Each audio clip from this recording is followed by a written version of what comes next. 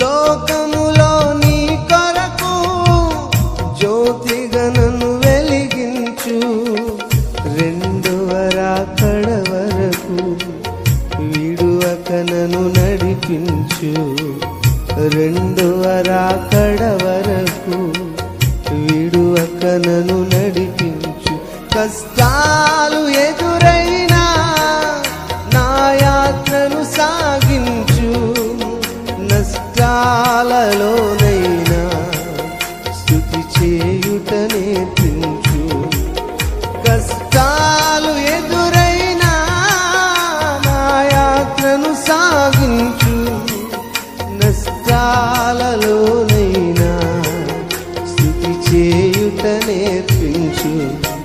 నేనున్న స్థితిలోనే సంతృప్తిని కలిగించు.